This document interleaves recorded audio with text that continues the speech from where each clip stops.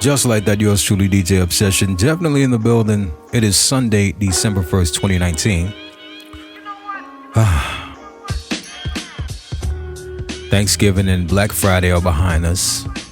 So shout to everybody who spent time with family over the holiday. And Christmas is next. And then the one that I'm looking forward to, which is New Year's, is right after that.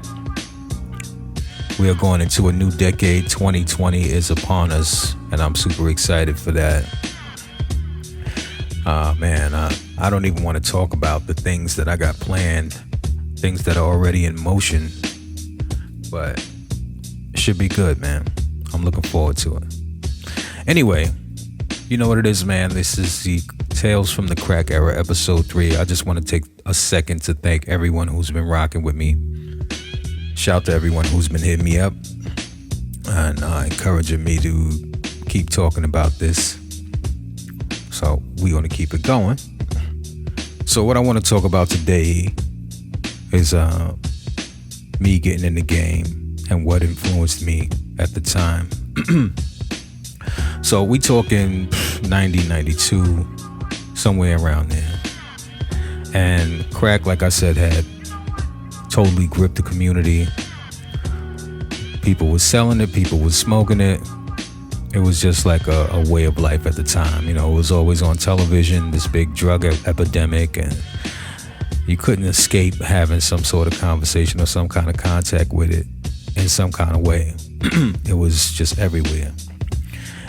And you started to see the money and how it impacted the community as well. Like the hustlers, they was driving the fresh Maximas. I had to use the word fresh. I had to take it the old school, which they had the fresh Maximas and the Cressidas all skirted up and kitted out with the mag rims on it. Everything custom.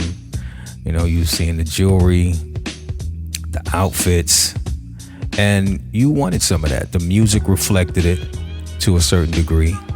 And then you walked out and you saw it every day, you know. And when you saw that money, like who doesn't like money? You know, you want to be down with that. And when you come from an impoverished neighborhood and you're not used to having hundreds or thousands of dollars at a time, and you see some of the people that you grew up with, that you hung out with, that you went to free lunch with, making all this money hand over fist, and it seems that they're doing it super easy, you want in. You want to get your piece of the pie too. So I decided to get into the game. Me and a couple of my homies, we started talking about it, and you know, we hustled up a few dollars, put some money together to get enough to get us started. And I remember we walked down to Park Place and Nostrand, and there was a store on the corner, and they actually sold crack vials in the corner store. And the thing about it was, like, you know, when you walk by and you look in the window of the store, they have all kind of products, you know, candy or whatever. You see it from outside of the store. They actually, you could see the crack vials in the window of the store. And I remember that bugging me out when they had all different sizes. And I'm like, this is only for one thing, but yet they selling it in the corner store. I guess Poppy and Ock and them said they're gonna get some of that money too. And you know, it wasn't illegal, so we literally went to the corner store to buy the crack vials. That was deep. So we packaged everything up and started doing our thing. And the money was coming, but it seemed that it was a little slower than I thought it would be. And we wasn't making as much as I thought we'd make. And then one of my homies wanted to see, like, you know, he wasn't part of our clique at the moment, but it was somebody that I knew, and he wanted to see what we was doing. He actually wanted to see the vials. And he's like, you see the size that you got? If you take this size and go to Staten Island, you can sell this for $10 instead of $5. And I'm like, word? So it's kind of like that song where Biggie said he found out Knicks went for 20 down south. It was kind of like that in a sense. He was like, these sell for $10. This size sell for $10 in Staten Island. So we said we was going to set up shop in Staten Island. So we packed up, and my homie had a girlfriend out there. She lived in New Brighton on Jersey Street. She's down south somewhere now, from what I understand. But she lived on Jersey Street, and her brothers was out there hustling. So we went and had a conversation with them, and they was like, yeah, well, you know, we doing our thing, but since we fuck with you like that, we give y'all a piece of the action out here. Y'all could do what y'all doing over here. We gonna do what we doing over here. So we had these two chicks that was running around with us at the time. We gave them some of the work and set them up on the corner, and they was doing their thing. And he was right. The Knicks in Brooklyn was selling for $10 out there. So, you know, it's flowing. We read up a couple of times. One night we out there, it's like maybe 1, 2 in the morning, and one of the girls is out there doing her thing. And she came back up the hill crying, because the house we were on, it's on, like I said, it's on Jersey Street. It was like on the top of this hill. So she came back up the hill crying, saying that this dude robbed her. Now it was me and 2 of my homies. So we go outside, and the dude, to our surprise, is actually coming up the street. And he's saying, yo, I was just playing. I wasn't serious. And we like, fuck you mean you wasn't serious? And he gave the shit back. We didn't even look to see if it was all lit. We just immediately started swinging. So we beat this nigga down. You know, he gets up, runs down the hill. And they used to have these phone boxes on the corner. Well, it was more like an emergency box. I still see them every now and again. And it was just to call the police or the fire department, those red boxes on the corner. You just had to press the button and wait. We could hear it ringing from all the way up. If he was like at the bottom of the hill, you could hear it ringing. But we didn't think that he called the police. I mean, what are you going to tell him? You know. But that's exactly what he did. So we went back in the house, and her brothers, like I said, they was hustling, and they really seemed concerned about what just happened. But we didn't think nothing of it. You know, it was like we just whooped the nigga's ass for robbing shorty. You know, it just was what it was. About an hour later, the brother came to us and was like, yo, we gotta hide everything in the house because the cops are outside. Now, it was like a 3-family house, and they had a tenant in the basement who was real cool. So the tenant let them hide all of the stuff that they had, their drugs, their guns, downstairs in their house, in their apartment. Because technically, if the cops came in, they couldn't go into that apartment because that's somebody else's apartment. I could talk about all this stuff now because this was eons ago, and the stats then ran on a lot of this BS. And anyway, like, there was consequences, so let me get to the rest of the story. So the cops came knocking on the door, and they was dressed like in full riot gear. And we are all coming downstairs because we don't want them like all over the house. We figured we'd just go outside and just try to deal with whatever they was, you know, throwing our way. So as soon as we opened the door, they rushed in, and you know, like, they got their tactical gear on and shit. And one of them grabbed me by the collar, had the big submachine gun in my chest, and drugged me outside. I remember looking at his cold blue eyes, man, like this. It was like staring into an ice sculpture or some shit. Like, I didn't even see a soul.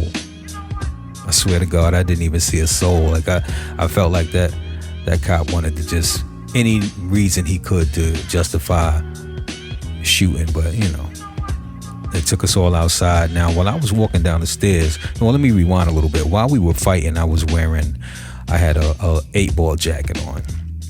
So while we were coming down the stairs, I slipped out of it, and I left it on the steps inside the house. So when we got outside, I'm standing out there with no jacket on. I had like a jean jacket on. I had all black on, so I'm in this jean jacket. And the guy is standing there saying, yeah, they robbed me and they beat me up and da-da-da-da. And we like, what? We didn't do nothing of the sort. But, whatever. So he doesn't recognize me off the break because I took the jacket off. But my two homies, he pointed out immediately. So the cops arrested them. And now they're inside the house searching for whatever they could find. And I'm just standing there. And then he finally comes and looks at me and he's like, and him, and this nigga too. And they arrested me. And the moment they put the cuffs on me, a song from a few years earlier that came out, I think it was in 87, by Coogee Rap called Rikers Island, started playing in my head. And all I could think about was the lyrics about how you might have been cool and you might have been styling, but you won't be smiling on Rikers Island. Now, I had police contact before, but I was a minor. So, they sent me to Spofford for a night. Then the next day, they released me to my mother or whatever. But I knew this was different. And I knew I was definitely going to Rikers Island and wasn't nothing I could do about it. You're paying the price. Cause if you're in the drug stock, selling crack on the block, snatch your chains, busting brains like a real hard rock. If you ever hear a cop say you're under arrest, go out just like a trooper, stick out your chest. Cause you might have been robbing, you might have been wildin', but you won't be smiling on Rikers Island. And that was a super duper fact. I mean, just being in that cell at the police station overnight and hearing them discuss what, they would always make it seem like they had some trophy and shit, like they just went out there and bagged some game, like they was hunting deer and they caught the biggest buck and shit. Like they tried to make whatever you did sound super heinous, So I'm listening to the cops talk shit and high five each other and all this other shit. And one of them kept saying, we found a lot of stuff in that house. We could have pinned it on you, but we don't want you. We want the brothers. We want those two brothers. And I'm like, So, the cops was already watching them. The house was already hot. And here we was in this hot house trying to get money, not realizing we was putting ourselves in harm's way. We knew that we were taking risks, but we didn't know it was as bad as it was. So the next morning we went to court. So, I called my peoples. My moms came through, his peoples came through, and this particular judge was sending everybody to jail. Nobody got let go, released on their own recognizance. No, nobody got that. Everybody went. Everybody. As soon as we got from the jail to the courthouse, everybody in the cells knew what judge was on the bench that day. So they was like, oh, hey, buddy, you going to the island. You going to be there at least a week. You going, everybody going. That judge don't let nobody go. And so said, so done. We got in front of them, they gave me a light bail. It was like $500. They wanted $2,500, but I think the lawyer negotiated, got it down to $5. And, we had a little hustle money, but we could have probably bailed ourselves out. But to try to get my moms to get with the girls from over the house, that all that shit just happened, I know it was going to be difficult. So, I was like, look, Mom, just do what you could do. And see what you could do to get me up out of here. And it was what it was. So they shipped me off to the island. And I was handcuffed to this big, tall, doofy ass white boy, like a doofy. I mean, this dude was tall, doofy, skinny white boy. I don't know what the fuck he did to get locked up, but they had me handcuffed to him. And usually they put you like in whatever, you came in from Staten Island or Bronx or whatever, they put you in the dorm with people like that. They call it a house, like which house you in. You in this house, that house, Bronx house, Brooklyn house, whatever. I ended up in a Bronx house for some strange reason, which was a death sentence. But I'm gonna tell you all about all that real soon. All right. So that's all for today. I'll finish this story on the next one. Stay focused.